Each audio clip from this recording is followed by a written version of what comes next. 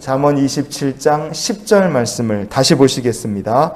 내 친구와 내 아비의 친구를 버리지 말며 내 환난 날에 형제의 집에 들어가지 말지어다. 가까운 이웃이 먼 형제보다 나으니라. 아멘. 우리가 친구 그리고 내 아비의 친구에 대해서는 지난 시간에 살펴봤습니다. 오늘 말씀의 하반절을 보시면 환난 날에 형제의 집에 들어가지 말아라 그렇게 말씀합니다. 형제 자매보다 어려울 때 더 의지가 되는 사람들이 어디 있겠어요. 그런데 왜 오늘 본문은 환난 날에 내 형제의 집에 들어가지 말지어다 이렇게 말씀하겠습니까? 그것은 하나님의 백성은 환난 날에 내가 가장 의지하고 믿고 맡길 만한 그게 형제라 할지라도 자기의 가까운 사람이라든지 자기의 지혜라든지 감정을 의지하는 것이 아니라 먼저 참된 도움이 되시는 하나님을 찾으라, 하나님을 전적으로 의지하라, 바로 우리에게 주시는 영적 교훈이 이것인 줄 믿습니다. 다윗이 솔로몬을 후계자로 선택했어요. 그런데 다윗에게는 아들이 솔로몬 하나뿐이었느냐? 그렇지 않습니다. 다윗의 장남 암논, 셋째 아들 압살롬, 이 두 사람은 자기들의 욕심, 죄악 때문에 아버지보다 먼저 세상을 떠났습니다. 넷째 아들 아도니아, 이 사람은 또 욕심이 또 있어갖고 아버지의 명령을 어기고 나중에 왕위를 노리다가 결국 솔로몬의 손에 죽고 말아요. 이 아도니아라는 사람을 이렇게 정리한 사람이 누구냐? 어제 살펴봤던 바로 다윗의 용사 브나야라는 사람이었습니다. 그러면 남아있는 사람들이 있잖아요. 솔로몬이 왕이 됐을 때 남아있던 형들이 있습니다. 둘째 길르앗, 다섯째 스바랴, 여섯째 이드르암, 이렇게 위에 배다른 형이지만 형들이 셋이나 남아있는 거예요. 그런데 이 사람들의 존재감이 있습니까? 없어요. 솔로몬에게 형들이 남아있는데 존재감 없습니다. 가장 위에 있는 길르압이라는 둘째 아들을 우리가 한번 생각해 볼 수 있어요. 길르압이 어떤 사람의 아들이라 그럽니까? 갈멜 사람 나발의 아내 되었던 아비가일의 아들이다. 취해서 얻은 아들이죠. 우리말 성경에 길르압 이렇게 되어 있는데요.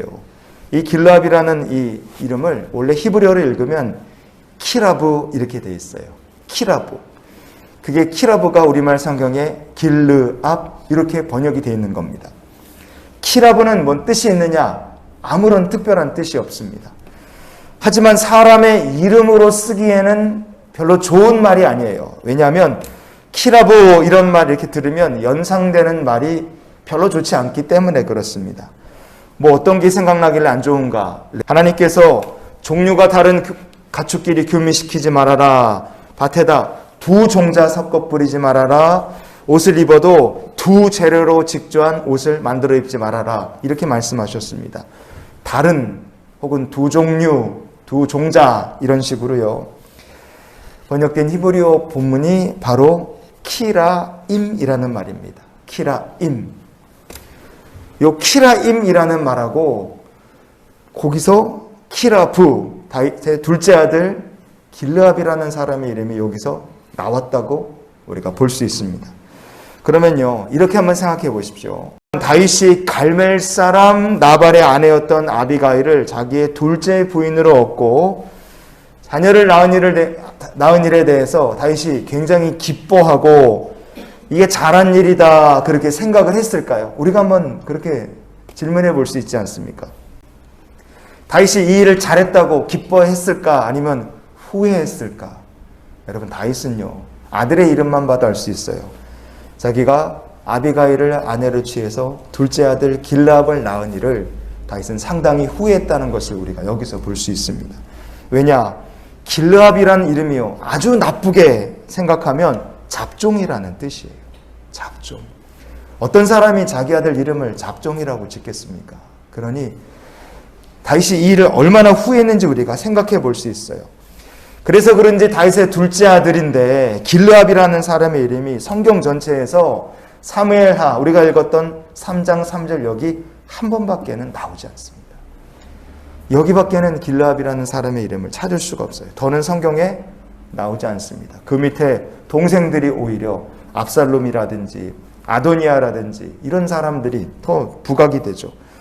이 사람이 죽었는지 살았는지도 우리가 성경을 통해서는 알 수가 없습니다. 그래서 솔로몬이 왕이 됐을 때 이 길르압이라는 사람이 죽지 않고 살아 있었다 생각할 수 있어요. 하지만 길르압이라는 사람은 다윗에게는 어떤 존재였는가? 귀한 자녀긴 자녀예요. 하나님 주신 자녀니까 귀하긴 한데, 그러나 그를 얻게 된 것이 다윗의 마음속에 평생 하나님 앞에 죄송하고 후회스러운 일로 남은 아들이 길르압입니다. 왜냐? 하나님의 축복 아니면 계획, 하나님의 인도하심 속에서 얻은 아이가 아니었기 때문에 그렇습니다. 뭐가 더 없었어요? 분노, 감정, 울컥한 마음. 다윗이 군대 데리고 죽이러 가겠다고 그러다가 아비가일이 뜯어말려서 어찌하다 보니 두 사람이 연을 맺게 된 거죠. 환난 때 형제의 집에 들어가지 말아라. 어떤 의미겠습니까? 야, 가족들한테 민폐 끼치지 말고 너가 알아서 해결을 잘해라. 그런 뜻이 절대로 아닙니다.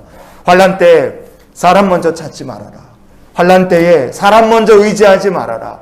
환난을 당할 때 사람의 마음이 감정이 이렇게 솟구쳐 오르고 감정이 격해지죠. 그때 그 감정에, 너의 생각에, 너의 느낌에 먼저 휘둘리지 말아라.